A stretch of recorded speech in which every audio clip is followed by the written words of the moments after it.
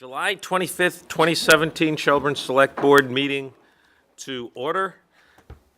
First item is consider approval of the agenda for our executive session. We're going to have a couple of items to discuss. One includes the collective bargaining agreement negotiations that the town entered into with the police union today. Another will include the railroad and Barrett Trucking litigation, in which the railroad filed a motion yesterday. And the third will be an employment issue that we'll need to discuss. Does anyone else have any other changes? No. Moved by Colleen. Is there a second? Second. Seconded by Jerry. Any discussion? Hearing none, all in favor? Aye. All right. Next item up is consider approving the minutes of July 11th. Anyone have any changes? No. Hearing. Approval. Moved by Jerry. Is there a second? I'll second. Seconded by John. Any discussion? Wendy, you got anything? Okay, I just thought I'd give you a shot, you know. How about you, Mr. Bouncer? Nothing? Okay. All in favor? Aye. Abstain, that's right.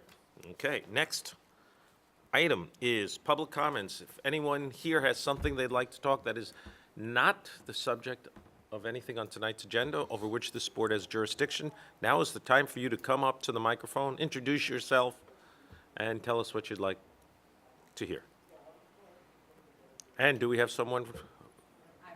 Oh, you're kidding? Okay. All right, hearing none, let's do select board comments. Jerry, you got something?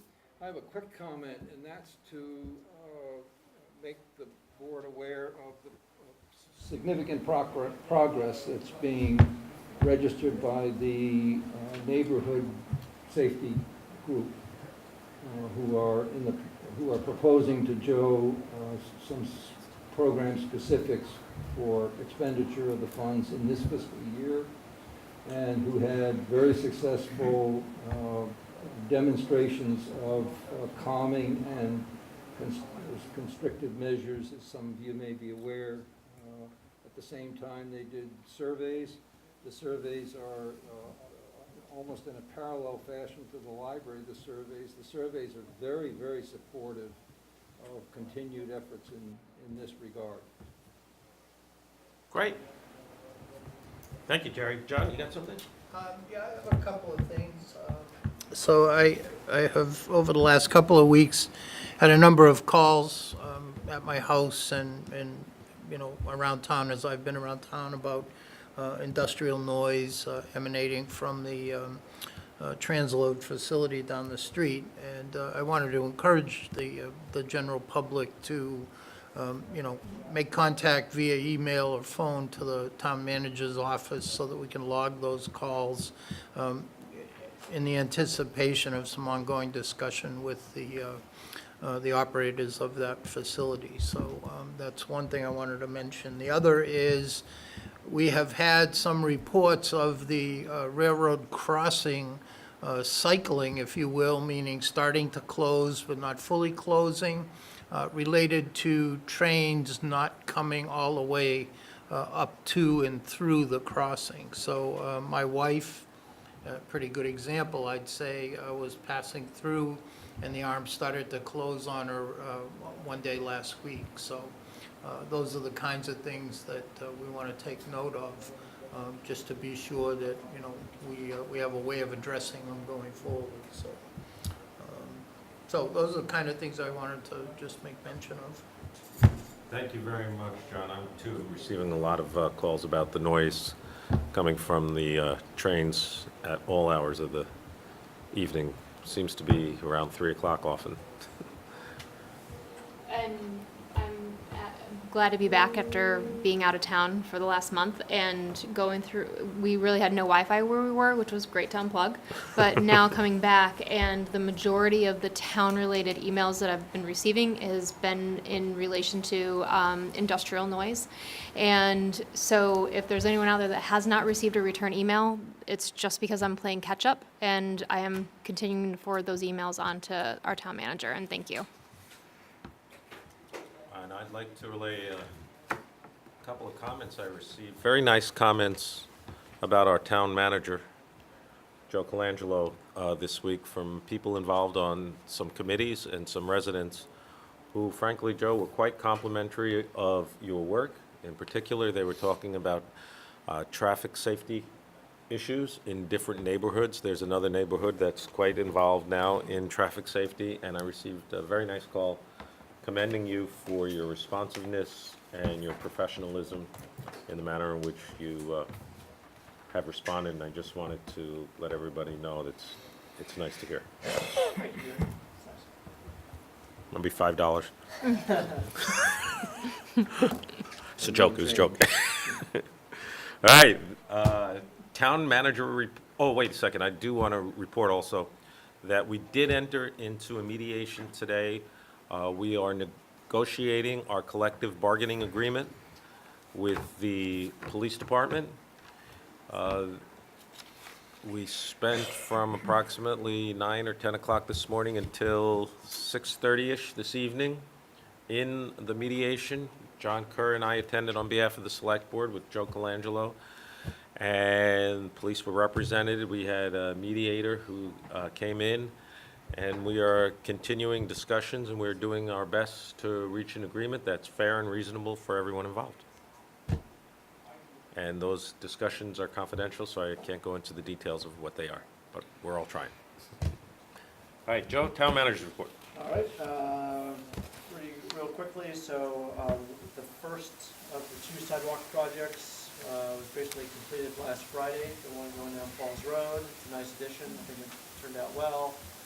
I guess I wasn't out of the office all that much, but the segment from the town offices up to the covered bridge, I believe, started today with some earth movement. So hopefully that segment of sidewalk will be completed as well. So those projects are going forward.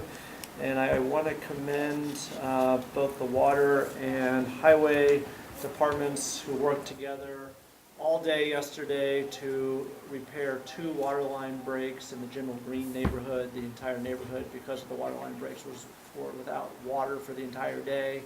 It was probably touch and go whether or not they were going to be able to get the 2 fixes completed in time for evening showers and things like that. And 2 departments worked really well together and did complete the work. So Good. I want to just give them both a shout out for completing that job.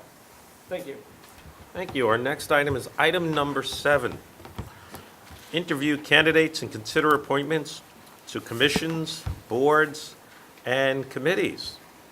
And I understand we have an applicant for our Library Board of Trustees for a student position, Luke Sweeney. And Luke, if you would be kind enough to please step up to the microphone. Yeah, you can lift it up. It might be more than a little for you. And if you'd be kind enough to please tell us something about yourself and why you're interested in serving in this position. Luke Sweeney. I'm a junior at CVU. I love to read, and a friend of mine, Josh Ashu, said that there was a spot opening up in this committee, and I thought it would be a great way for me to get involved with the community. Great. So what are you studying at CVU? The classes that I'm excited for next year is probably AP Gov, AP Government, and Who are you U.S. taking History. the AP Gov with? Uda Otley. Oh, yeah, the basketball coach. Yeah, Yeah. I've heard she's really good. Astronomy, probably, and microbiome. Oh, it sounds like a piece of cake. Easy. And when are you running for president? Still planning on that. Not sure. Well, does anyone from the Library Board of Trustees have anything they'd like to say?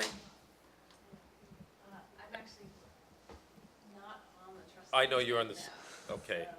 But he has our blessing. Thank you.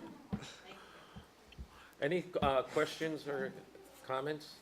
For those of you who don't know, we started a student program here that is now serving as a model throughout other parts of Vermont. We have been appointing students to serve on these boards, and they participate. They get fully involved in discussions. They do research. They have an opportunity when they get a little older and have a little experience to become a full voting member. We've had a couple of, I think 2 students have become full voting members already. So this is a great opportunity. I got to tell you, you got a great board to work with. I think it's looking pretty good for you for the vote, but does anyone have any questions or comments? Well, I'm also on the library steering committee, and we have had great experience with students on other committees, including my son and Gary's son. We're 2 of the very first students that were on any of the town committees. And we've never had a student on the library committee at all. But it's going to be a pretty exciting time, and frankly, I think we could use you. Have you read every book in the library? Not yet. I don't think so. Okay. But Me I neither. maybe. read a lot, though. It's not a requirement. Anyway, this is for the library terms would be for a term that would end March 31st, 2018? For the student terms, we've been doing one-year terms, then, Right. you know, on March 31st, if he wants to up for another year, of course, we could do that. But for the student terms, we've been doing one-year terms. Luke, thank you very much for applying. Thank Would you. somebody like to move to appoint Luke Sweeney for position as a student member on the library committee for a term that ends March 31st, 2018? So moved. Moved by Colleen, seconded by Jerry. Any further discussion? All in favor? Aye. Thank you very much. You are officially a member of the committee. Welcome. Thanks Thanks, for doing Luke. this. For board, I guess. All right, our next applicant is Azam Zia for the Planning Commission. And if I've mispronounced your name, please correct me, I'm sorry. That's fine, it's very common. Asim Zia, that's the correct Awesome. name. Is it okay to call you Awesome? Yeah, that's fine. Great. Many students call me that. Well, Your obviously. student, you're a student, you're a life, student If of you could life. please tell us something about your background and why you're interested in serving on this committee. Yeah, I'm serving as Associate Professor of Public Policy at the University of Vermont, and I'm doing a lot of research projects surrounding planning and policy issues pertaining to land use planning, policy, water management, water quality issues, a lot of zoning issues pertaining to sustainability, social justice issues, and I'm really interested in serving on the Planning Commission. I live on the 379 General Green Road, where the water was. The water line broke, so break, yeah, you got it. That was- Trying to figure Water out line's broken. That's where he's. why is that happening, and every time there's a storm, water goes away, and then electricity cuts off as well. Pretty fun. I wonder if you're going to have my son as a student one day. He's at UVM. Which department? He's in political science and economics. Yeah, a I minor mean, in there are politics. some students who take my classes on policy analysis from the. He was on the DRB here. So he's very involved in land use issues. Yeah. Anyway, thank you for applying. Does anyone? Yeah, that's for And sure. You've been the the principal investigator or co-investigator for 16 different studies worth over $55 million worth in grants. Is that true? That's true, It yeah. says- it says Actually, it in one your of bio, my, yeah. Current grants is called Basin Resilience to Extreme Events. That's looking at how the flooding under climate change is going to impact the Lake Champlain water quality. And that's the next 5-year grant that we just got last year. But before that, we completed a study that looked at adaptation issues in the land use, especially how to put green infrastructure, how to manage that. In the farms, we are looking at about 10 different pest management practices, like buffers, conservation tillage, and other timing of nutrients. Wow. So that actually, one of my study was, came out in VPR. It was interviewed, created quite a bit of policy discussion because we think that the EPA's total maximum daily load regulations are probably not sensitive to the climate change. Crazy. I mean, what you're doing is great work. justifying, I suppose, climate change and making it, an issue all by itself, and really demonstrating that, it is real and so forth. And it's very important work. Thank you. Yeah, I mean, particularly there are a in lot these of days. balances that we need to make and the trade-offs Yeah. in terms of like Right. economic development and farming, but at the same time Right. conserving the lakes. So Yeah. balancing those trade-offs is the key. So if you got $55 million worth of grants for the university, can you get $55 million worth of grants for the town of Shelburne? We can definitely talk about it. That's where I was Yeah. going with this. There you go. Just throwing it out There are there. a lot of Because hard opportunities. I'll tell you, our finance director, Peter, would love it if we had 55 million come in. I'm just going out on a limb here, Peter. Yeah. EP is doing like green infrastructure grants. Those are in millions, like low millions, but there are some. Yeah. And also HUD is doing some grants on these issues. Yeah. Great. Great. Anyway, thank you so much for applying. Your background's obviously excellent. Any I'm comments? a great believer in the likelihood that someone whose experience such as yours could be said to be at a scale that's other than local, nevertheless, is going to be able to contribute mightily to local things, and have seen it in the past and fully expect it from you, and I'm really very pleased that you've been willing to step forward and offer yourself for this position.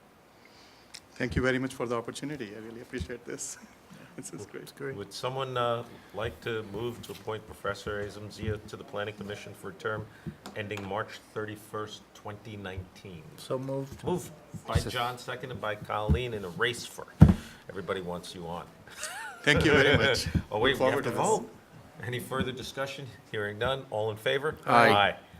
It's unanimous. Thank you so Welcome. much, and welcome. Thank you. All right, our next item is item number 8. Oh, one No, more. Oh, just we have one more. Jeff's- So, Jeff Jeff Sweber. couldn't make it today, but I think you know, again, it's up to the board. He applied for the Bike Ped Committee. I believe you've all met him, so if the litmus test is simply meeting the candidate, Yeah, that's been I think we've passed. met him. Wendy, do you have anything you'd like to say about Jeff?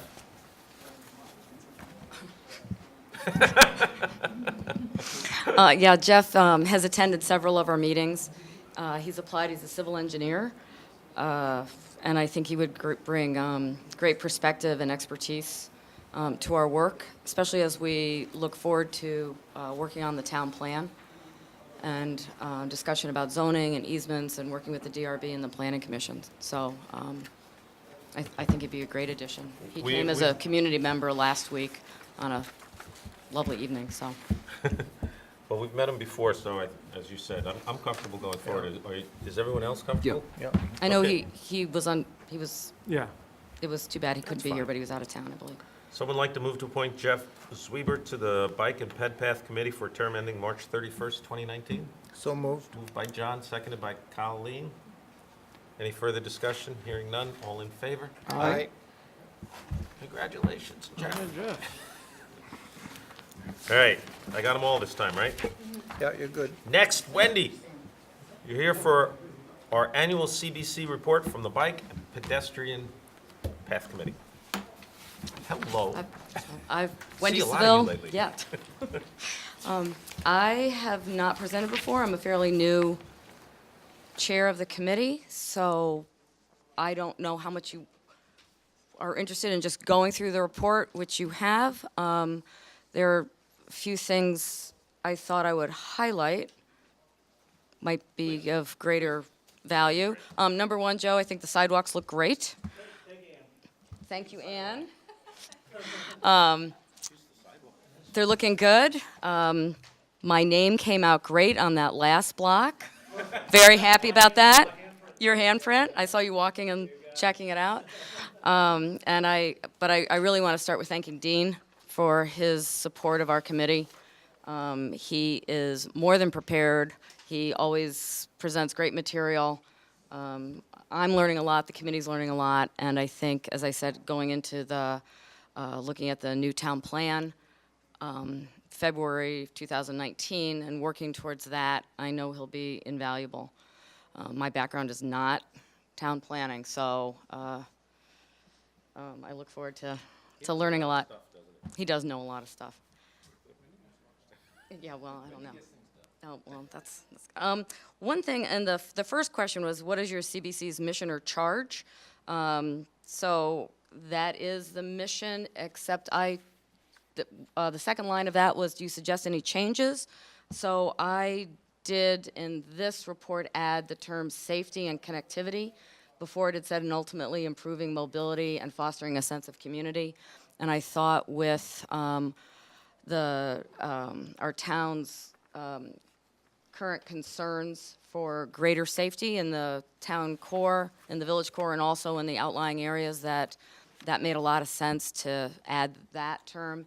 And also connectivity is in the town plan, and I thought made a lot of sense to put in the mission statement. So I think it was adopted in 2005. So would you be in favor of the select board adopting a new mission charge? That mission statement, yes, I would. So that's something that we could talk about, you know, if at the next meeting that we have time, that would be great. You do? I Well, Yeah. apologize. I didn't It's okay. know how. We can update at the next meeting. Oh, yeah. It's Yeah. not- Okay, so not I a big don't deal. 2 weeks. mean to add any kind of No problem. big agenda item to your No. work, but I just thought those 2 words added a lot to that mission statement. Thank you. The second item under the Shelburne Bike and Pedestrian Committee advising the Planning Commission on the bike ped sections of the town plan is going to be a big focus of our work in the coming year. It expires 2019, and it lasts 8 years. 5 to 8 years? Next one will last 8 years. So I thought that's a critical part of our work going forward, would be to work more closely. I've been on the committee a few years, and I think it's really important for our committee to work more closely with the Planning Commission, the DRB. I also have had a couple of conversations with Paul Goodrich, and feel that's part of my learning would be to learn more from him, because I think lining a few more roads is a great idea. He's got this vast knowledge about width of roads and what that sets up, and so I'd like to learn more from Paul He knows a lot of about stuff, Public too. Works, and also he's got a hefty budget, and if we can work together to see where some more lining or could work together, I think that makes a lot of sense. You know, it's So- interesting because the Bike Ped Path Committee, most of the members, if not all of the members of the committee, are strongly in favor of bike and pedestrian paths.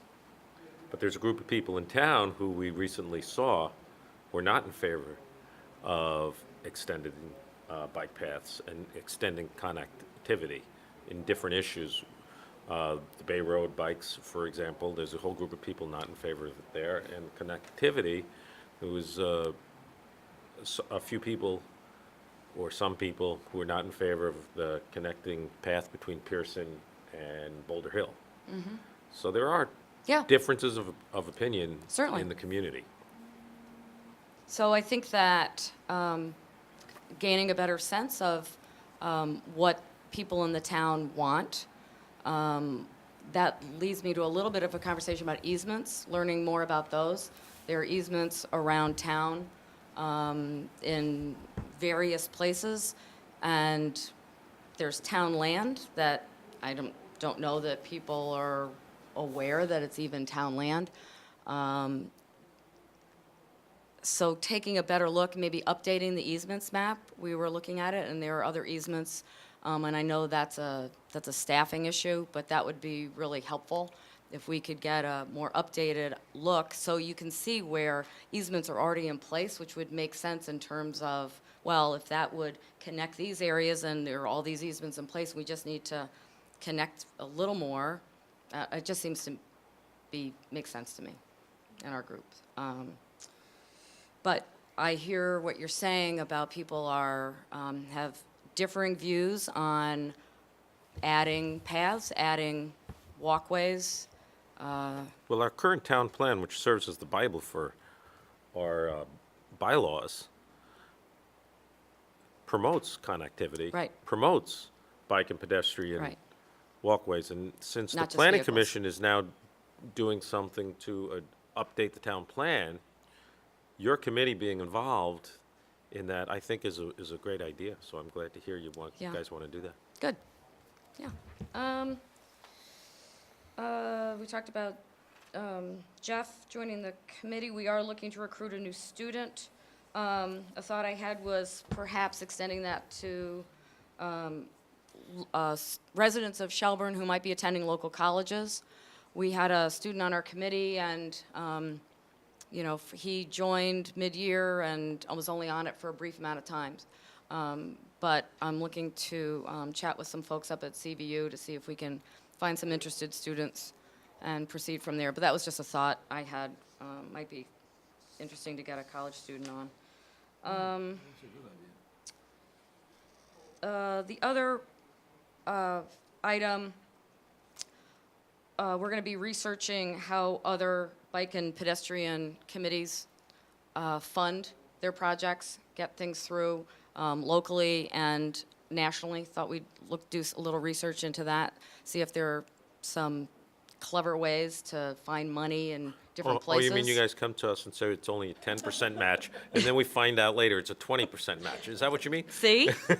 Great idea. For a six-figure project. I was just going to write a check, but since you offered. Let's see. We are looking to talk again, talk again about a gravel segment along Bay Road, just between the fishing access and the Ty Hall Trail. It's mowed now, it's lawn, but it's mowed. So we're just talking 375 feet. And the purpose for that is to allow pedestrians and bicyclists to proceed on Bay Road. And we know the bridge is not necessarily safe, but people slow down when they get towards that bridge. They go pretty quickly before that, but when they get to the bridge, because it narrows and you have to go up, people slow down. To get kids across that bridge, then they could be off the road, connect to the Ty Hall, and with a little jug handle of gravel, could turn so they actually can easily look to see traffic coming from their left, rather than riding on the road, looking over their shoulder and turning, which is what kids do now. So we are looking to see how we might pursue that piece of gravel. Especially school kids. School kids, that's Yeah. our primary goal, but we know people walking dogs. Bicyclists would, I'm sure, most likely stay on the road, but kids on bikes and people walking to take advantage of all of those facilities, that would be at least a stretch that would be safer for them. And it was proposed last year, I think. Subject of a grant application, I believe, last year. Yeah. But it was not funded. Was not funded. And I think that was what I wanted to say. Do you have any questions? Thank you for all the work you do and your committee. It's interesting, I'm learning a lot. Does anyone have any comments or further questions? No, I look forward. I know at a recent meeting, which I was privileged to attend, we also talked about maintenance issues, Yes, path maintenance issues, and I was encouraging, in anticipation of budget, of the committee to think some more about that, and perhaps come to some, to the point of some proposals, and if not with Becky, to talk with her, because it's a general issue to all town properties. But I was thinking about yeah. that, Jerry, after you came, and I was thinking about, these programs were adopt a highway, or, Yeah. adopt a path, adopt a sidewalk, or something. So I agree with you. And then talking to Mr. Goodrich about the implications of you put in a new sidewalk, you have to maintain that sidewalk. So, I understand there are dollar amounts connected, but I do think the economic, and that's the last question, the economic impact of more walkability in Shelburne is only going to help the village in getting people from place to place so that they'll stay in our village and not stop one place and then drive into Burlington. I think if they see it as a more pedestrian-friendly place, that will encourage people to stay longer. Sure. I was just going to say, you know, I hope that you know, and if you could pass on to the rest of the committee, is I strongly support the work that this committee does and the precept in the town plan for connectivity in our town. And I just returned from about 4 days in Amsterdam, which they're the biking capital of the world. And You have to watch out for the bikes there. it was amazing, though, and my husband's a trauma surgeon, and so he has a compadre or colleague in Amsterdam who's also a trauma surgeon, and it's amazing how safe biking is there. And more people bike to work than drive to work or even take the tram, and they have entire 4-story parking garages for bikes. It's really amazing, but how safe it is. It's interesting. Very few pedestrian versus bike or bike versus motor vehicle accidents. And they've really done such an amazing job, like embracing that connectivity and making it happen in the safest possible way instead of, you know, we're working on it and it's piecemeal versus an entire system and plan, but it's something, it's a start. Yeah. I'll have to look into that. I just Yeah. had somebody else come back from Amsterdam, and they mentioned the exact same thing. It's Actually, amazing. it was Chris Chapini. He's on our committee. He flew in, stayed in Amsterdam for a few days before Yeah. he went to France and biked around. It's Yeah, so it impressive. was fascinating. And then to know from the medical part of it, as Right. far as accidents, to know it truly is safer despite all the traffic, it really is amazing. Yeah, that awareness too. Yeah. Yeah. The only comment I wanted to make is that, you know, talking or having a continuous dialogue with Paul Goodrich, I think is important because as he's maintaining sections of roadway in various sections of town, you could dovetail some things into the work that he's doing and really maximize the, you know, results, I suppose, so that you can end up with, you know, expanded shoulders or different type of pavement markings or whatever it may be, at the same time they're doing that work, instead of an activity, oh, well, now I gotta go back and do something. So As the long as his crews are more there. in front of this you can get, if I could say it that way, I think it's important. You know, we had good success a couple of years ago with the Bay Road area around the fishing access because they were coming through and doing an overlayment of pavement. So we were able to stretch some of those sides there 3-4 feet to give it a nice walking spot because there was traffic, you know, that kind of thing. But, you know, we took advantage of being there while he was working, so Yeah. just something to No, it put in just the back of your it mind. seems to you make know. sense. Yeah, it's logical. We're not but, you across know. purposes. No, right, yeah, Right. exactly. It shouldn't be that, you know. Right. So- I agree. So that's my Wendy, 2 cents worth. thank Okay. you so much for You're welcome. coming in, and thank you for everything. You're you do. welcome. You're doing a great job. Oh, thank you. All right, our next item is item number 9. This is the introduction, first reading, and consider warning a public hearing for a municipal ordinance addressing the transportation, storage, and/or distribution of hazardous, toxic, volatile, flammable, and/or other dangerous materials within Shelburne. So, I actually believe in reading the charter that we don't need a motion to read this by title because you only need that motion at the public hearing. However, I'm reading this right now, so to be on the safe side, I'd entertain a motion to read this by title So moved. rather than reading the whole thing, which is moved by John, seconded by Jerry. Any discussion? Hearing none, all in favor? Aye. This is the ordinance regulating the storage, handling, and distribution of toxic, hazardous, and flammable materials. This is an item that we've talked about addressing for quite some time, and our town attorney has been working with us and has provided a draft ordinance for us to consider. This is our first reading of it. I think it's pretty clear that we have the right to do this pursuant to our police powers in protecting the health, safety, and welfare of our citizens from the inherent risks associated with the storage, handling, and distribution of toxics, hazardous, flammable, other similarly dangerous materials. Does anyone have any questions about what was presented to us? No. If not, I'd consider a motion to set a public hearing for this for our next meeting, which is on what date? August 8th, 2017. Moved by Colleen. Is there a second? Second. Seconded by Jerry. Any further discussion? Hearing none, all in favor? Aye. All right, our next item is item number 10. Introduction, first reading, and consider warning a public hearing for amendments to Shelburne's traffic ordinance regulating truck traffic in Shelburne. Someone like to move to read by title only? Okay, moved by Colleen, seconded by Jerry. All in favor? Aye. Aye. Any opposed? Okay. Here it is, I got it. Just got it. Oh, wait, I'm missing the first page. My back is empty. Oh, it's a different one, thanks.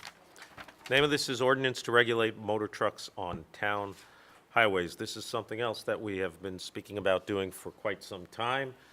And we have an ordinance on this that's been drafted to address the truck traffic that's on our town highways. So does anyone have any questions or comments about this? If- No. It's a if- good idea. If not, like, I'd entertain a motion to set a public hearing for August 8th, 2017. Moved by Colleen, seconded by Second. Jerry. Any further discussion? Hearing none, all in favor? Aye. All right, it passes unanimously. Next, we're cooking now. Item 11, introduction of ordinance prohibiting drug, tobacco, and vaping paraphernalia establishments and further prohibiting marijuana dispensaries. So this is an item that the town of Ludlow has recently passed an ordinance on. There have been some emails that our town manager and I, and perhaps other members of the board, have received from members of the public who are interested in addressing this issue on a municipal level. We haven't discussed this in great length before here, so the purpose of this agenda item is really to determine whether this board is interested in investigating, directing staff to prepare some documents and perhaps an ordinance for us to consider, addressing any constitutional issues that might arise, addressing business concerns that might arise, addressing the health, safety, and welfare of our residents. And just wondering what everybody's thoughts. Are you interested in going forward and investigating this, or do you have no interest, or something in between? Definitely interested. You're interested? And I think it's overdue. Okay. Yeah, John? I'm also interested. I think that, this is the kind of thing that supports the type of downtown we're trying to develop and stimulate here, with a particular focus on family activities, and those type of things. So I think this type of ordinance fits nicely into that space with, our overarching agenda of what we're promoting here, so. Thank you. Jerry, what do you think? Yeah, I support this without reservation, and I wanted to make a comment, which I'm sure at a point in time you will, that this is part of a larger effort on the part of the town manager with the very able assistance of Ann to upgrade what might be called our policy book, and with a very great emphasis on being proactive. And it's really a joy to sit and discuss an item, potentially pursue an item in advance of external pressures or events that force, that may be forceful. And it's really nice to see an expansion of our policy book that's upgraded, up to speed.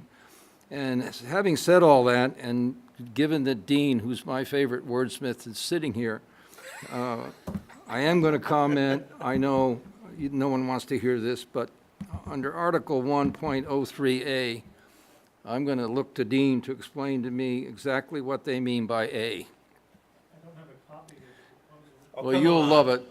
You'll love it, but there's plenty of time to do it. There's no time to do it tonight, but in any case. You know, Yeah. explain it another time. This, he's Yeah. referring to the Ludlow, Vermont's ordinance. Yeah, Oops, that's the wrong one. I know I have it on my computer, but I will work with I knew he couldn't resist. But I'm supportive of it. Okay, well, one of the things I'm I think concerned we should about pursue is,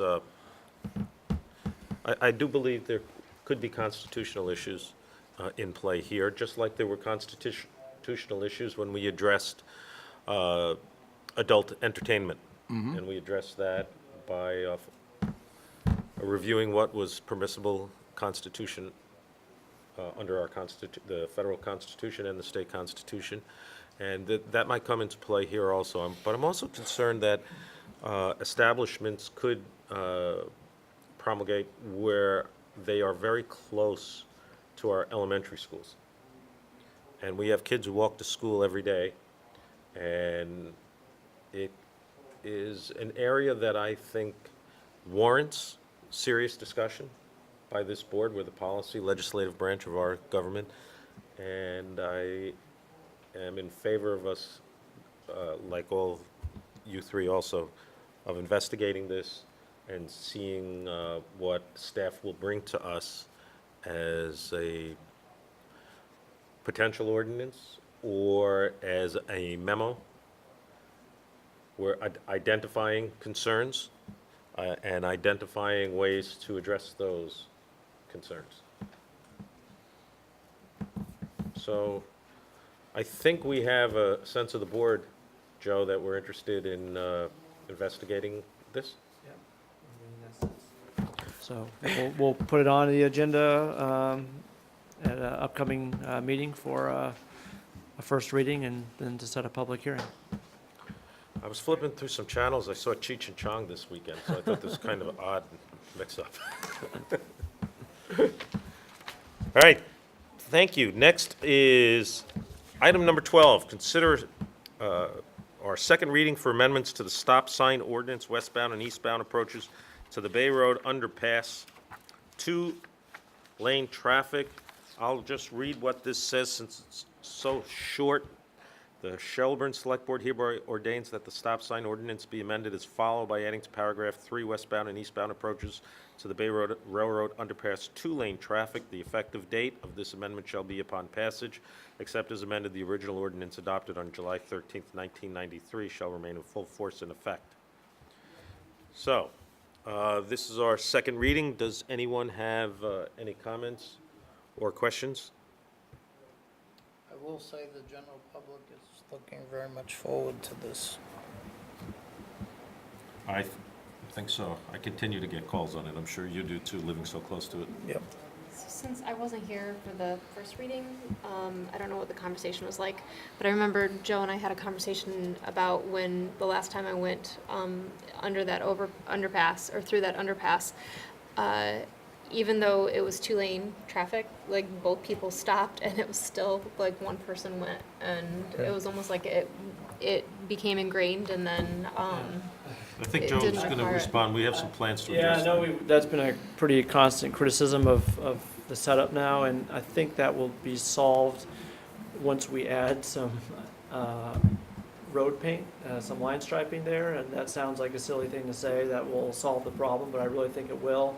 And we're hesitant to put that paint down because we put paint down temporarily for the one-way stop, and it took Paul Goodrich the better half of 3 months to get it all out. I mean, it was a real chore. So waiting until until this passes. until it's a permanent fixture in the ordinance book, we didn't want to add any more striping to the road.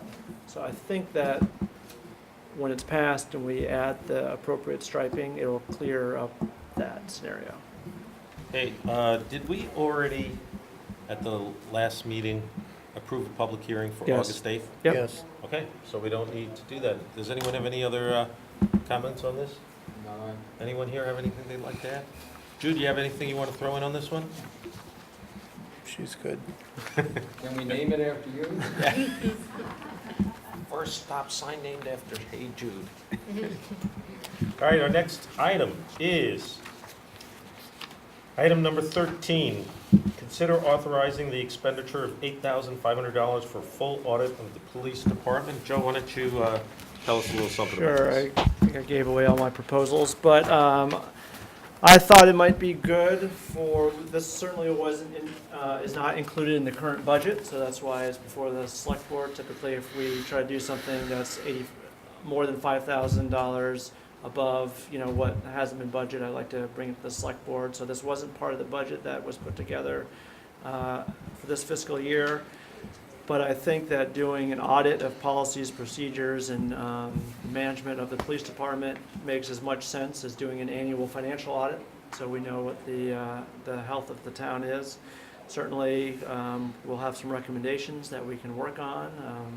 Just like a financial audit, there's deficiencies and things to work on over time, and that's what you hope to get out of an audit. And I was in contact with our insurance carrier, VLCT Passive, if they could recommend to me a company that does this. And they did recommend Legal Liability and Risk Management Institute out of Indiana as the experts in this type of work. I reached out to them, and they've put this proposal together for a flat fee of $8,500. In my opinion, given that the police department budget is more than a quarter of the entire annual budget, and certainly the most liability of any department is in the police department, I think that it's $8,500 very well spent by the town of Shelburne. So I would recommend that that the select board approve this expenditure. Thank you, Joe. Any comments? I strongly support this. This management audit is a very economical way to address potential liability exposure, which would run into 7 figures. I think it's an ideal step at this point, beginning with the department that has that represents the largest budget expenditure. I think to review policies and practices, and particularly and especially in public safety training records is going to be a very strong positive add to our understanding and knowledge. And I couldn't agree more with the town manager that this is something we should do, and I'm very glad to see that he's satisfied himself with an organization that can come and conduct it in a professional way, that has a long and strong background in doing such audits. Thanks, Jerry. You guys have any comments, questions? Yeah, I second what Jerry said, and I think that there's so much activity in this space out there in the, communities across the nation, that it would be good to kind of get a benchmark of where we're at and where we can improve, where we're good, and those kind of things. One thing, in reading the proposal, the signature page on the back needs a little bit of correction, but other than that, I'm good to go. We're not Twin Rivers Casino. Twin River Casino? Computer friendly. Should get a discount because of, Luck be a lady tonight. So my feeling on it was a little bit split. I guess part of me thought it's $8,500, and we've never had an audit on the police department in the past, which means that it's not necessarily a necessary part of running a town, and $8,500 could be used towards a lot of other things. But I give a lot of credit and credence to our town manager, and if he feels this is something that would be a benefit to the town as a whole, then that carries a lot of weight with me. And then, but probably the biggest reason that I am in favor of this is that I expect that the audit is going to come back with a very good report on our police department, and I want to be able to say that if there was ever a question about our police department, we can say we've had an audit and it had a good final report, and any recommendations we were able to follow and change. So I'm in support of it too. Thank you, Colleen. I'm in support of it. I think my research has indicated that it's very important. It's critical, in fact, for police departments, for municipalities, to maintain updated written policies, procedures, have practices that can be followed and adhered to, and it'd be very interesting to see an independent audit come in to conduct that, to see where we're at. So I too am in favor of this. So someone like to make a motion? So moved. Jerry moves to authorize the allocation of $8,500 so the town of Shelburne can engage in the Legal Liability and Risk Management Institute to perform the services outlined in the contract included in our packet tonight. Right? Yes, sir. Moved by Jerry, seconded by John. Any discussion? Anyone here have anything they'd like to say? Yeah, I do. Please come on up and identify yourself, and we know who you are, but identify yourself for the 2 million James people. Mack. I'm not opposed to having the study done. I'm opposed to the $8,500 coming out of a budget that it was never budgeted in, to be quite blunt. We've been spending a lot of money that's not in a budget in the last year, and I'd like to see us stop that and stick to what's in our budget. That's been one of my biggest concerns over the last year. And if this isn't earmarked already, then why are we spending it? The other question the other problem I did have was, this is supposed to be a professional service, but they couldn't even get this document right. That was the other concern I had with this. Those were my two concerns, and I think if we want to do this, put it in the planning and budgeting process as we go forward. And I think it should be done. To answer the question, we've had these done before, 20 years ago. All right, well, thank you very much. And I just want to point out, Jimmy, that this outfit, this company, was highly recommended by the insurance arm of the Vermont League of Cities and Towns. That's who recommended it to them. I understand who recommended it, but I'm looking at a document that wasn't very well done. And with all due respect to your comment, the fact that we did it 20 years ago is No, one I of the... was just answering a question that she said. Yeah, but that's almost one of the better arguments for why we should be doing it now. I think we should do it. I'm not saying not to do it. I'm saying put it in the budgeting process as we go forward. Okay, thanks, Jim. Thank you. All right. We have a motion, we have a second. Anyone else have anything else they'd like to add? Well, do you guys want to discuss that? I mean, does it have to be done this year? Yes, I think so. I think it's appropriate. I think it's a good idea.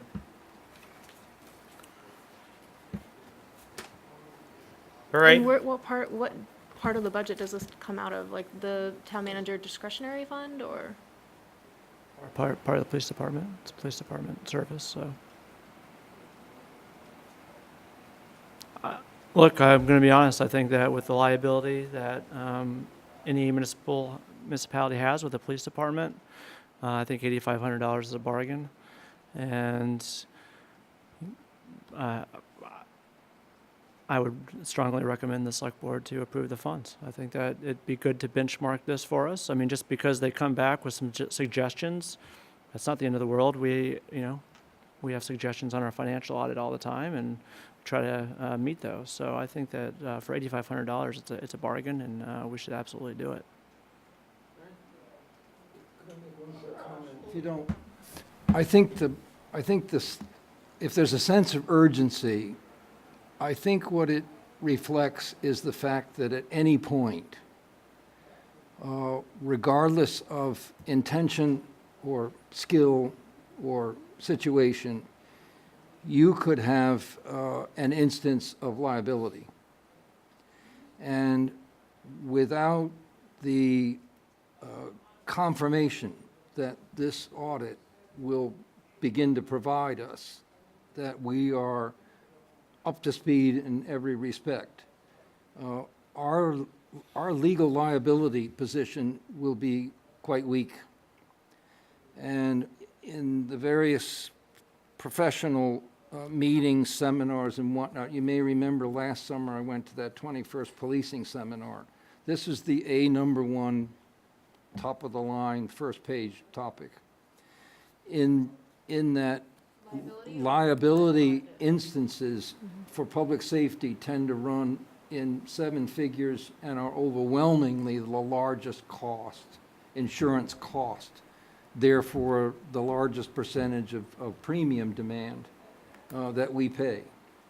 And so I think it's not something could happen at any point, which to me in this case argues taking the initiative now, before anything happens, and certainly not waiting a specific period of time in hopes that nothing would happen. Thank you. Anyone else have anything else they'd like to add? Okay, we have a motion, second. All in favor? Aye. Any opposed? Nay.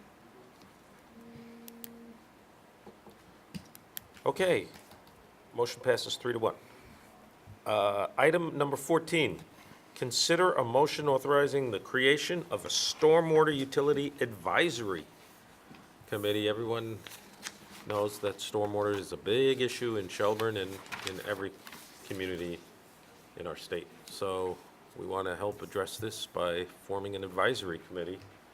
So Joe, you want to give us a little more on this? Yeah, I'll hand it over to Ann pretty quick. She's put this together, but in our work that we've been doing to prepare for, I guess, presenting the select board in early September with a plan about going into a stormwater utility for the next fiscal year, one of the, I guess, key points we've learned recently is that the communities who have been successful with this have put together these advisory committees, and the committees that were not as successful failed to do so. So Ann has been working with Colchester and Williston and a few others to put together what a good advisory committee would look like. And this would be a temporary.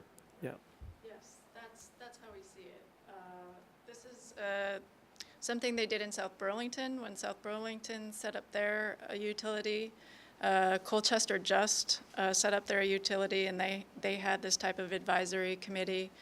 I spoke to the Public Works Director in Williston, and he was in South Burlington when they started their utility.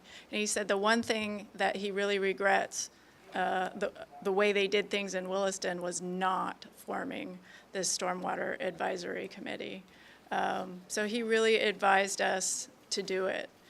We are very far along in the process already in working with South Burlington and starting to work on this whole idea of setting up our own utility.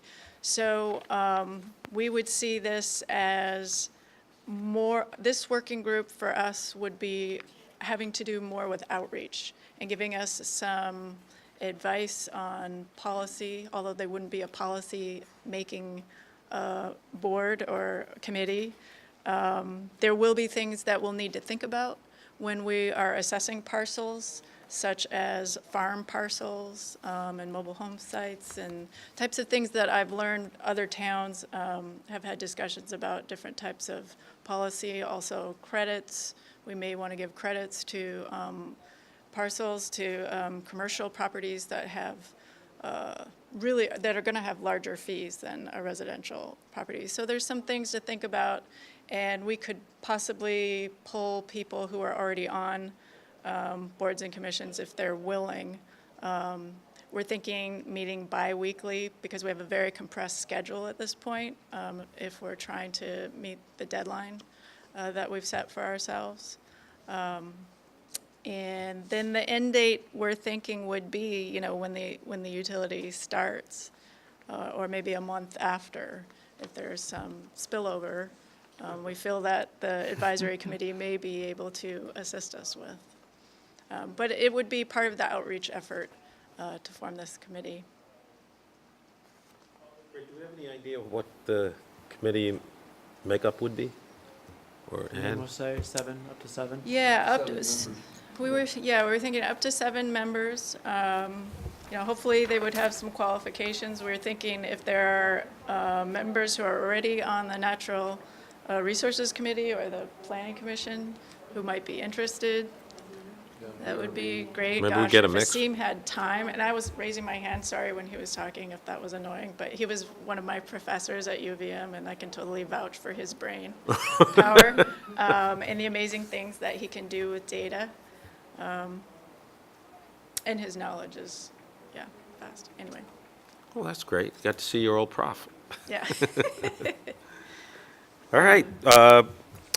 Someone like to move to authorize the formation of a stormwater advisory committee as outlined in Ann Janda's memorandum? Moved by Colleen. Is there a second? Second. Seconded by John, moment before Jerry. Oh. Would you like to add something, Ann? Yeah, just, I also want to mention, after you decide, we may want to talk about process for how to recruit members and want to do that quickly. Quickly. Great. Okay. In fact, I'm gonna try and find those. Please. One comment before. This is a great idea. And I know you commented that it was an ideal that the group would meet during normal working hours. And I'm very sensitive to the burdens of staff on as it is, and hesitant to be in any way a party to adding to them. But it may be that we have potential members in the community who are going to be, who will find it very difficult to meet always, or even majority of the time during working hours. And maybe there'll be an opportunity for every third meeting or fourth or something along those lines to be outside those hours. You think? Yeah, you bring up a good point. I think for this committee to be really effective, it would be great if Tom DePietro from South Burlington could be at some or all of these meetings, Yeah. our stormwater consultant from Sure. South Burlington. So we also have to be respectful of Yeah, his sure. time. Yeah. But, you know, maybe a 4 or 5 o'clock type meeting Yeah. could work for some folks. Good. Can I give this Depends. to you? This is my suggestion. Well, you Otherwise I'll flagged it, forget. and that's satisfactory to me that Good. she'll work on Okay. All in favor? it. Aye. Aye. Any opposed? All right. Thank you Thank very you. much, Thanks, Ann, Ann. for the. Thanks for both Great of you. work That's again. a great idea. All right. Number 15, report from Planning and Zoning Director Dean Pierce, resulting from the annual CBC reports, additional information concerning committee involvement in the development review Yeah. process. And we thought this was important. I could tell a few times during the presentations, Dean was getting a little antsy to chime in with some of the reports that were made. So he wanted to make sure that the board was clear on the process in which these committees, you know, interact with the DRB, because it wasn't necessarily clear during their presentations. Okay. Yeah, antsy, I guess I hope I wasn't antsy, but I did. Eager. I Eager. did bite Eager. my tongue because I was a little afraid that it would just hold things up, and I was mindful of your time, and I left the meeting thinking, well, if I talked with Joe about getting this as a possible future agenda item, we would do what I'm hoping to do. So if it's okay to sit here, are people okay with the lights? Can you turn one of the switches, Peter? Thank you. I think it's important for everyone, the board and citizens in general, to understand the context. We had CBC report tonight from the PADS committee, which I work with. We had CBC reports from the HPDRC, Historic Preservation and Design Review Commission, and the Natural Resources and Conservation Committee at a previous meeting. Those two are the groups that I'm planning to focus on tonight. Why? Because they have a role in the development review process and I think have the most stake in it. Historically, I will add, though, that the Paths Committee, or the Bike and Pedestrian Paths Committee, has also played a greater role, and possibly in the future they would decide that they want to play a greater role in the development review process. The thing that people need to understand is that these committees don't operate in isolation. They work in an environment that has applicants and the people who work for the applicants. They are amongst committees that have both formal and informal roles, and Natural Resources Committee and Historic Preservation both have formal roles, although to differing degrees. The Development Review Board itself, staff, I call direct people like me who work for them when go to their meetings, and others who interact with them, and of course the Select Board, because you appoint them. I wanted to just throw up this broad strokes slide to get some ideas out as efficiently and quickly as possible. Committees, they carry out the bylaw responsibilities. The HBDRC has a specific task assigned to it in the zoning regulations that says applicants file an application, a meeting is scheduled, they meet with them, the group provides a recommendation, that recommendation goes to the DRB receives it and acts on it, and if it's an approval, the applicant goes on their way. They should also be focusing their comments on what those bylaw requirements are. But that's maybe a bit of an ideal. Human nature being what it is, people who serve on committees will have an interest that extends beyond what the bylaws require. Applicants, they want to meet the application requirements. They want to comply with the regs. They want it to happen fast. They don't want to be singled out. They want to be pragmatic. They want it done quickly. The DRB, their job is to make sure that an application meets the bylaws. They get a lot of stuff thrown at them, including these comments that may or may not relate to specific requirements. So they've got to separate the wheat from the chaff. I also have this plug in here, implications of on-the-record review. On-the-record review, and I don't want to make this presentation tonight at all about the DRB, it's maybe one for a future night, but that process has gotten more formal, and because it is more formal and it is driven by evidence and testimony, that's made life harder, especially for groups like the Natural Resources Committee, because they're kind of still thinking about the way things used to be, that they could show up at a meeting, they could offer their comments, they would be heard, and they would have the same impact. On-the-record review has had an impact on how committees participate or should participate if they want to be effective. And I think some of what you heard at the presentations may be a function of some frustration with learning that new system. Staff, we have to facilitate the committees, we advise, and part of our job is to help them avoid pitfalls. All of these players, we want to keep boards out of trouble, help them from making bad decisions, try to help them to use the systems that are in place so that they can be effective and happy. But it's not always easy or possible. The Select Board, like I say, you appoint, you approve the regulations that say certain things, and you are also thinking of things like litigation and appeals and getting through that process. So I wanted to just touch on the point that participants have different perspectives, and where you sit determines what you see.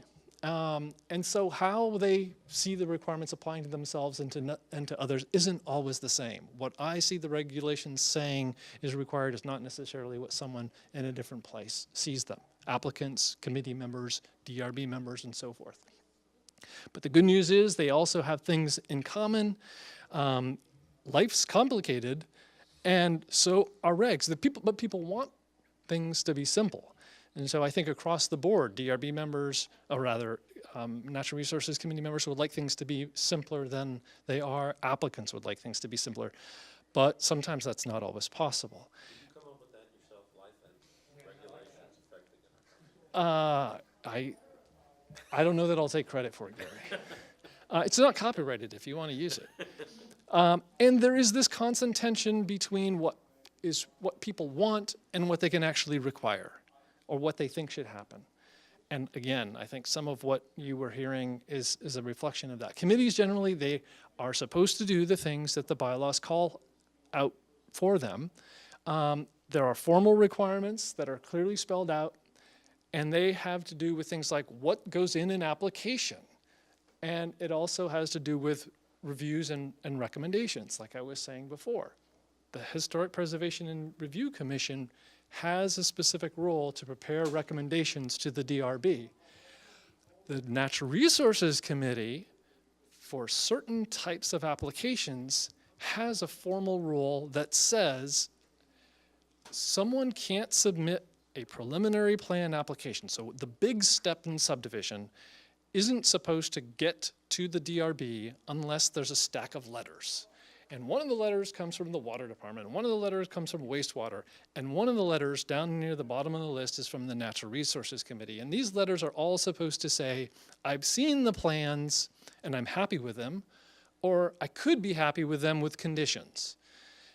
And as I understand it, this is merely a requirement for the application to be brought to the DRB. It's not the end of the story.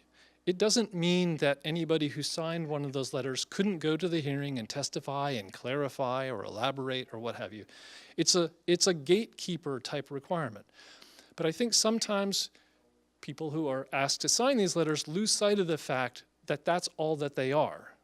And I think also sometimes committees lose sight of the fact that just because they made their comment and it gets someone to the DRB, if the DRB's got a formal process like on the record review that relies on testimony and evidence, they need to come back to the DRB and say it and be available for cross-examination, because that's how you have an impact on the record review. Simply having a letter that means the applicant gets to appear before the DRB is not a substitute for the Natural Resources Committee. Let's just say, if the Natural Resources Committee feels that an applicant isn't meeting a stormwater requirement, they need, or if they vaguely refer to stormwater requirements being met in their letter, if they want people to understand what they're really saying, they have to show up at the hearings.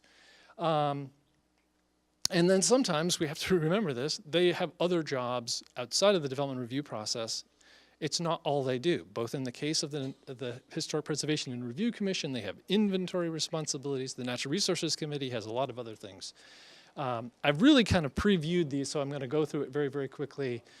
Historic Preservation, it's because we are categorized as a certified local government. They do inventory, like I said.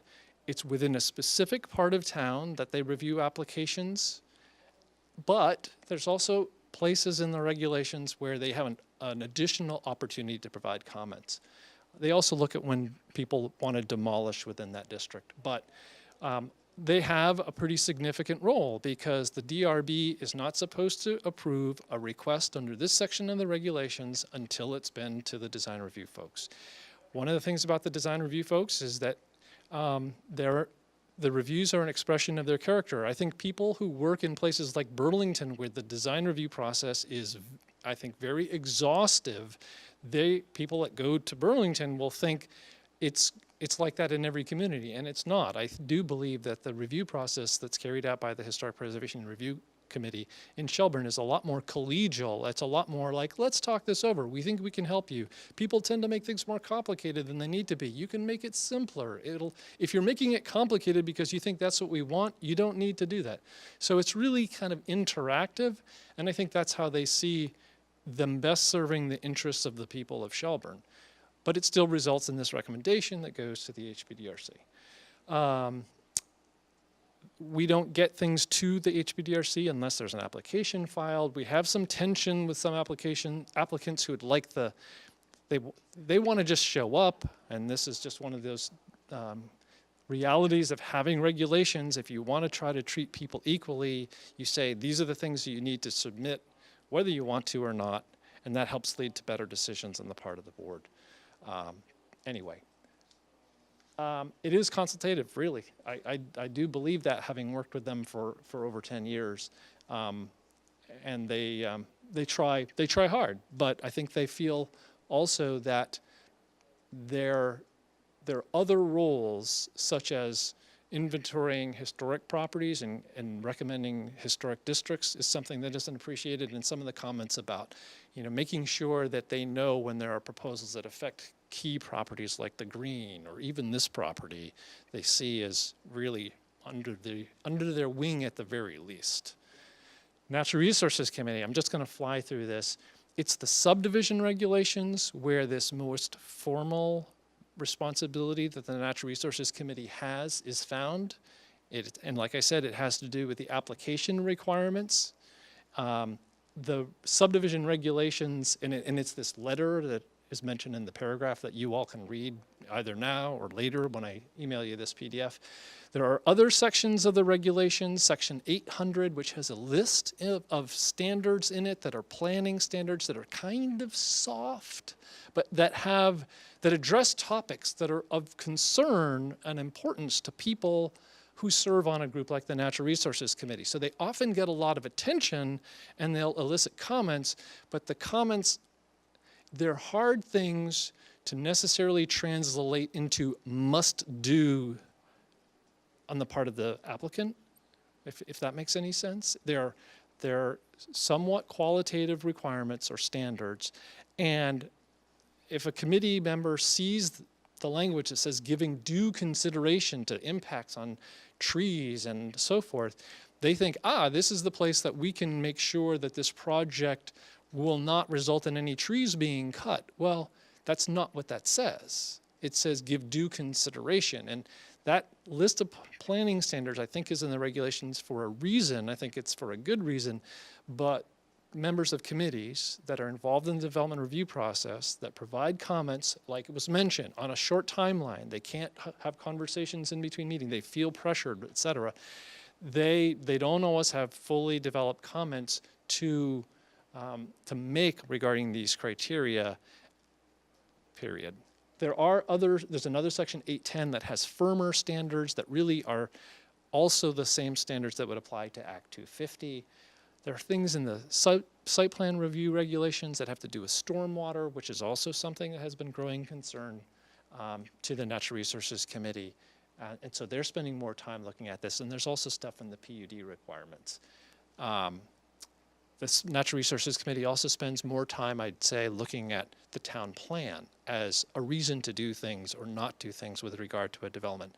But as I think most of you know, the town plan, except in very, very, very rare cases, doesn't have regulatory impact. And so people struggle with that fact. They'll say, I don't believe that project complies or conforms with the town plan. Well, it maybe doesn't, but it doesn't mean that you can say the town plan is the reason for it to be denied, because a plan would not normally have regulatory effect. Anyway, I've talked enough. I whipped through that really, really quickly, but I wanted to leave some time for questions for whatever might jump out. One question, it's probably more of an opinion. Is there a way of, doing some outreach to these committees to kind of, tweak their education a bit on these roles?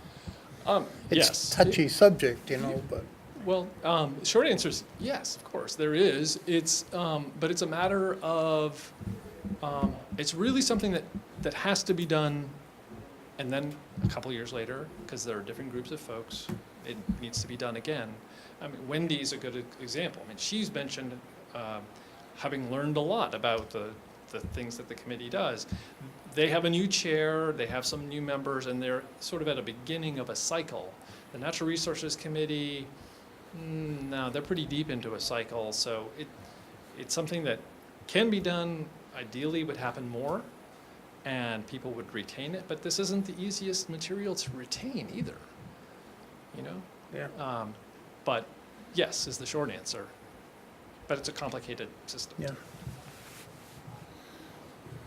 What I hear you saying, could well be, probably am mistaken,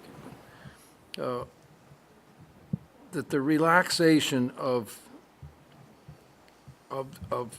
tensions, call them timing tensions, of being able to comment in a timely way or in advance of a final decision, which seemed to be the base case with natural resources. could be addressed by finer understandings of what they're being asked to judge and what they're being asked to comment on. Are you saying if they had more time to comment, they'd be happier because it would, more time for their That seems to comments be what we've heard. Yeah. On the other hand, if they have more time to judge, the process gets compromised. Yeah. Well, I would say this. There are, no one is perfect. So there's an instance where an application got to the Development Review Board without a letter. It really shouldn't have. And I think they, as a committee, felt, wow, that shouldn't have happened. You know, we didn't get our chance. On the other hand, there are a growing number of cases where the engineers for applicants really have understood the process, and they get in touch early, and they set up meetings, and the committee has a chance to comment about projects well before it's really time critical, and it's working. And we're not hearing about those because it's working. Yeah. And then we also have a case where an engineer clearly wasn't paying attention to the list. He'd asked for several other letters, but then he realized, oh, I need a letter from the Natural Resources Committee, and the day that their agenda got finalized for a meeting the week later, and it was already a full agenda, he said, can I get on the agenda? Because I just realized here, I've got to get this letter. That wasn't the Natural Resources Committee's fault. And this person is showing that they understand because they're meeting all these other requirements. So I think that the potential is there for the system to work the way it's written. We have to do a better job making sure things don't slip through and get to the DRB without the letter. We have to try to educate the engineers to get their projects in earlier, because like I said, they're getting the letters from the fire department and water and sewer. They're getting those letters. It is a little bit more complicated though, because it's a letter from a committee than an individual, because they meet once a month and they have to agree what the letter says. Although some engineers will do a form, and it's basically, if they got no comments, they just sign off on it, and that can work. Bigger projects are what make the committees more nervous, and those do take more time. So I think that, I'm not ready to suggest that the process needs to be changed to say to the applicant, you have to delay things to get this comment. Are we getting to the point, Joe, where the burden, the technical burden of which staff is bearing to not only physically attend and spend time over a day and evening with various committees and boards, but also to render assistance during their regular business day on top of their regular business requirement? Are we getting to the point where we should think seriously about putting in place some additional staffing for this? I guess the way I'd answer that, Jerry, is I would say, as I've said all along, that I think it is difficult, and a lot of it falls on Dean to provide technical and professional expertise to all these committees that require it. Again, I think we need to have just a serious conversation about what are the expectations of the committees relative to what we're able to give them now. And, Dean maybe has a better understanding, kind of being there every meeting, if they're satisfied with the service that they're receiving from planning and zoning, or if it's just we're not able to give them enough hours in the day. I think that the Natural Resources Committee, some of them or some members in the past are aware of communities like Williston where there is more staff support, and so they would take it. If it was available, I'm sure they would take it. But Thinking ahead of stormwater, for instance, in the near term, which will undoubtedly create more burdens of not on the record review when it matures and there's even more experience of form-based code. I mean, to me, those are three vectors that are going to certainly redefine the need for supportive staffing. Yeah. And I'm just wondering whether, well in advance of this fall, whether there should be some generalized discussion of how we're set up to address that near term. Well, one of the things that happens on the staff level is we get email from Ann, or maybe it came from Joe, regarding the update of our section of the org chart. So my meeting, Ann is still here, my meeting with Ann is Friday morning. So that's a meeting where I will be presenting to her some concepts that are a reflection of some of this, like where's the demand. I'll probably have 2 or 3. I don't think I can narrow it down to 1. But I think as an outgrowth of that conversation, it may then translate into proposed staffing. But people that know me know that I'm not keen on expanding the staff unless it's really critically necessary. Nor would I think my colleagues. Understandably so. Yeah. We have, staff is overworked in many ways, but we have issues in planning and zoning because he has so many meetings to attend, but we have, Yeah. Finance. We could have used someone else. We could use possibly an assistant town clerk. We have a new report from our deputy police commissioner who's looking to share an IT person with the people upstairs Yeah. in the school. We have so Yeah. many, and obviously we have the taxpayers. Yeah. It's a tough Well, one. I mean, but this would be, such a discussion would probably be quite useful even to establish where the priorities are. And Yeah, I think Yeah. we'll know more, or at least I hope that there will be more after Ann and I have a chance to talk, work through some concepts, and then it'll go from there, from Ann and I'm assuming to Joe, and then, eventually into a budgeting process. Anything before the budgeting process, I think probably not. I think that's asking a lot. Right. One last quick comment, Chairman. I would like to say that this is in its own way a good problem because not all committees, not all volunteers are spirited and Yeah, eager good to point. serve and willing to take the time and engaged to the degree that ours are, almost across the board. It's a pretty incredible group of people. So in a way, we're victims of our own enthusiasm, not least ourselves as volunteers. So in a sense, it's a good, healthy problem and represents some, constant growth and evolution of role, and it's, And frankly, from where I am, the thought of losing some of the people who, there's always new talent coming in, and you saw an example of it tonight by appointing the new member of the planning commission. Wendy, yeah. And I think they're great. He will make a great contribution. And there are also people who are stalwarts who I know someday they'll decide that they're done. Yeah. And I don't look forward to those days. They'll leave big shoes to fill. But I'm glad that I've got them while I've got them. Thank you very much, Dean. Yeah, thanks, Dean. Item number 16, adopt highway certificate of completion and opening for South Park Road. So, You can really explain this better than me, but South Park Road became a town road in the late 90s, maybe early 2000s, but for whatever reason, it never showed up on our highway mileage, so we haven't received any recognition via revenue from the state for South Park Road. So it's probably due time that we make it official.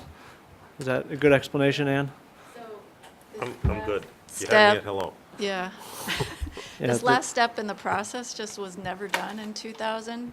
All the other paperwork, I put it in, at least it was in the online packet, is there.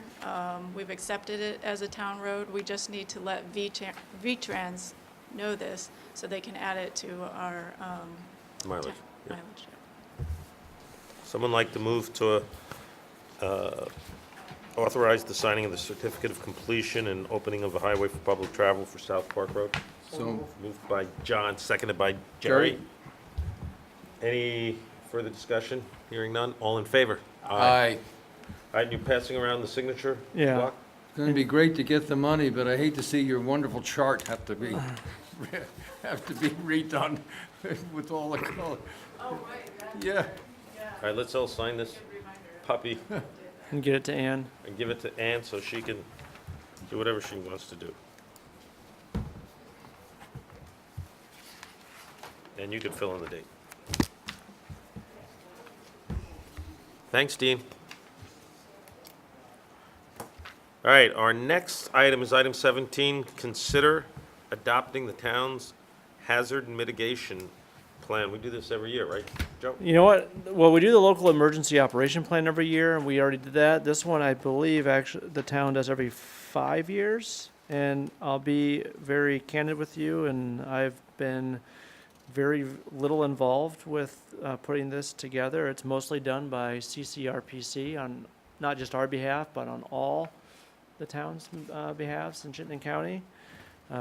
So I put in your packet just the executive summary and the table of contents. The whole 70-page or so document Thank you. was available online.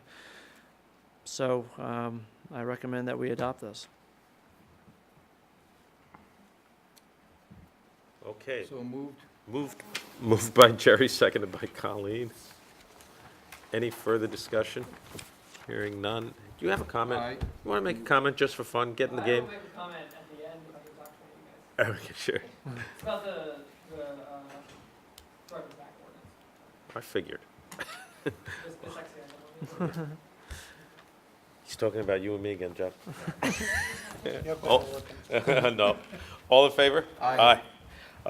Joe, I noticed that there's a signature line for the select board chair and one select board member. yeah, I guess I'm sure it won't hurt if everyone signs it, though. No. Let them. All right, can I sign this one? I think so. Okay, so I'll just add lines for everyone else. There you go. Did it without a ruler. Okay, can you make Colleen's line a little longer? I'll put a star in it. Oh, a start. Go ahead. No, I don't. She goes to Africa for 2 weeks, she comes back. I'm so demanding. And I even pick my own Picked line. up all those British habits and Kenya. Item number 18, approval of an application for a loan of $1,850,000 from the Vermont Department of Environmental Conservation revolving loan fund for sewer system improvements. All right. All right, update us, He- Joe or Peter. Yeah, Peter's here, so he can shed more light on this, but this is about 2/3 of the bond that was approved by voters in November of 2015 that we're prepared to get some projects done. The board has actually previously approved planning and engineering work for these Right. projects, and those were loan documents you signed previously. I guess the way the state works with a revolving loan fund, those now get rolled into a larger loan, which includes those plus the construction piece, and the engineers are at a phase right now where they're at final design, and these projects are ready to go probably for construction in this fiscal year. So they're largely, as you can see from the memo I sent, collection system improvements. Nothing for the plants at this point, but areas of the collection system that Chris Robinson feels are the highest priority and for in need of upgrades. So It's not cheap. Nope. Well, we've already approved it. Someone like to make a motion? So moved. Second.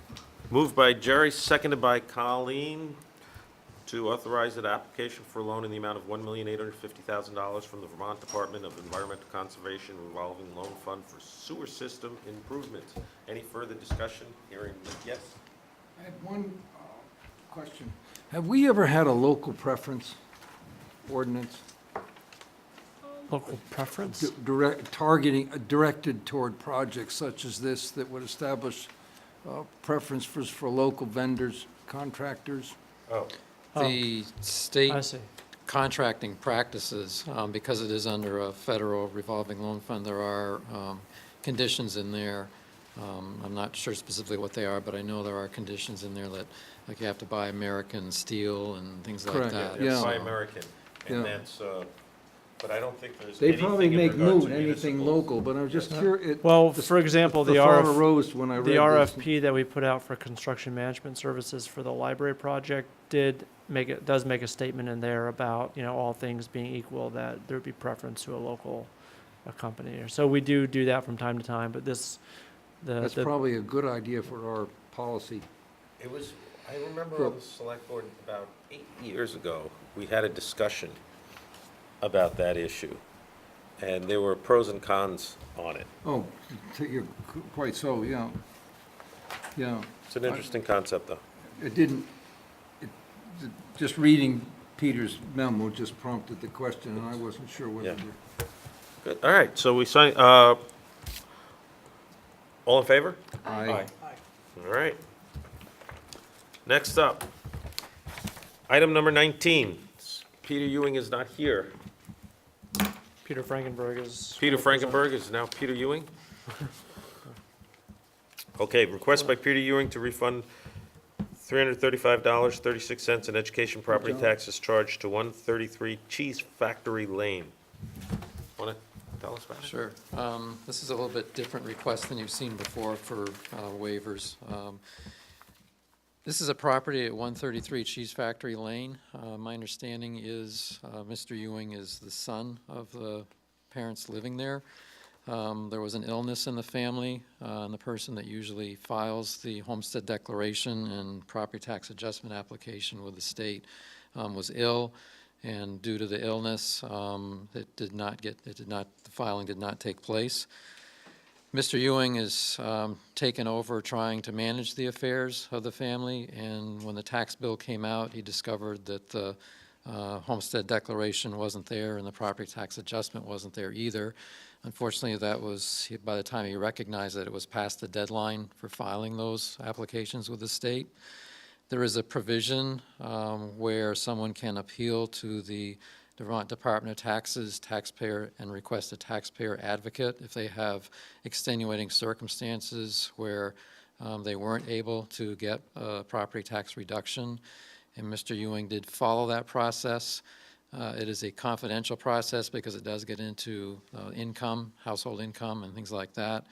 But Mr. Ewing has informed me that he, in fact, did get a refund check from the state for the property tax adjustment. So they ruled favorably on his appeal. I've tried to contact them to see if that appeal did include a reduction of the school tax. I've not been able to reach anyone to confirm that at this point. I'd want to make sure that the refund that he got didn't include this adjustment for school taxes, because again, in Shelburne, our non-residential school tax rate is higher than the homesteader tax rate. So we never changed the classification, therefore the tax bill was billed with a non-residential education tax in it. So what's our, what have we done in the past on this? This is the first time we've ever been asked to do adjustment for a school tax amount. Usually our requests are to waive late filing penalties and things like that. This is just a question of the difference between the tax bill, between what it would have been taxed for a school tax rate if it was homestead versus what it would have been if it was non-residential. Does the state independently notify us, or is it the burden of the town to verify that, in fact, they made this adjustment? The state did not notify us. My understanding is between the taxpayer and the state, where we were not involved in the process to provide any information other than a copy of the tax bill as evidence of what they were billed for. Now, we have waived penalty in the past for a serious injury or death. Or I think at one time, about 4 or 5 years ago, someone had an emergency military situation overseas or something. I can't remember for sure. This just says illness, and we don't know to what extent that was. He did not provide me the details other than that the person that would have been filing it, I believe, was involved in the family matter. So, living out of state, he was not aware of the filing requirement. Right.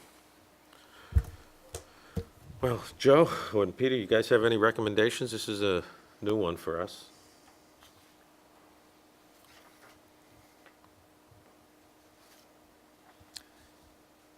Yeah, I mean, I guess, yeah, it's a little bit difficult because we're just going by representations from the family.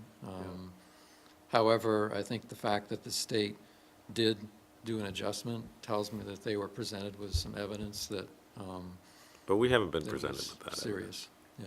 And that's confidential to the state, so we can't access Because it that? both deals with household income, and that's, that is, as is the property tax adjustment, that's the confidential information technically.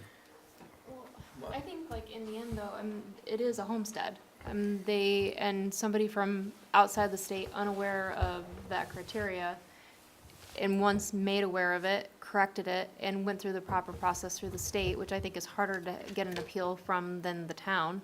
And in the end, the bottom line is this house is a homestead.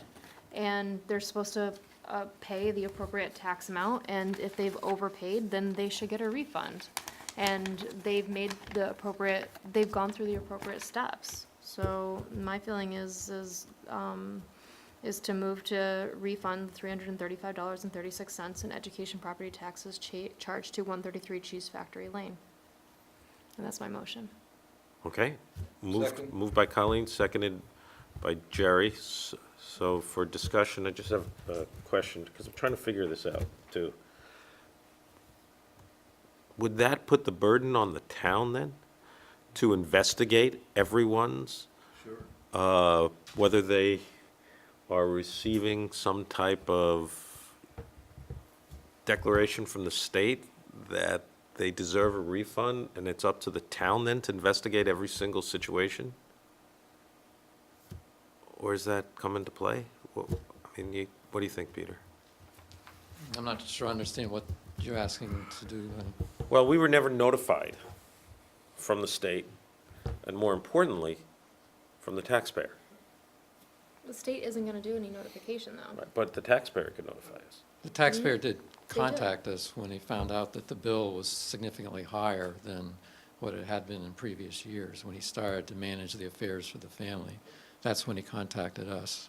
We couldn't do anything about it because we don't deal with the property tax adjustment. This is a tough one. What do you think, So, Chair? Well, I mean, I support the motion, and I support Colleen's point of view, which I'm assuming from the motion. But it is troubling that the state can take an action and not be responsible to notify us as verification, which means it puts the burden on the payer and us, the two of us as the rest of the three legs of the stool, to conclude here. On the other hand, I'm hesitant about creating a precedent whereby the town has to repeat the process the state went through to determine eligibility or approval of the request. So, it's a tough one. I think that's a tough one, but I see Yeah. your point, Colleen. John, any thoughts, or? Since the homeowner or the representative was able to, verify that they did receive the refund from the state, in good faith, I think we have to believe that the process was followed and he was right in his asking for that refund. So, I don't think the state issues refunds like this just arbitrarily, you know what I mean? So I think that there was due process done, and I agree with what Peter's saying about the confidentiality. These are tough because anything to do with like your tax return or those type of documents, they're just not privy to the general public or a municipality. So I think that, we have to take it at face value. These don't come about very often, so I'm not at all hesitant to vote yes here to go forward and allow this. I'm with you. I just want to say one thing to you, my fellow members here. This discussion makes me proud to serve with all three of you, because it's $335, and we're just trying to do the right thing. and that's a good feeling. So I just want to thank you guys for that. All in favor? Aye. All right.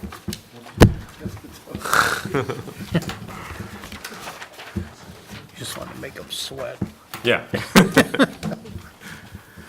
All right, so we are now ready to consider entering executive session.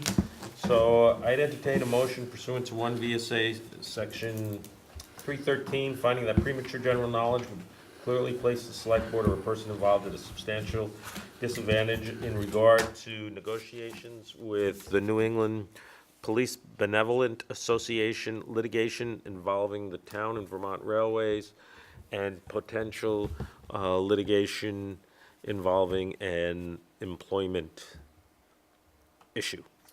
Second? Moved by Colleen and seconded by Jerry, having to do with strategies. All in favor? Aye. And next, I'd entertain a motion pursuant to 1 VSA Section 313 to enter executive session to discuss negotiations regarding the collective bargaining agreement, litigation regarding the town and Vermont Railway, and potential litigation relating to an employment issue, and invite the town manager to come with us. Moved by Colleen, seconded by John. Any discussion? All in favor? Aye. Aye.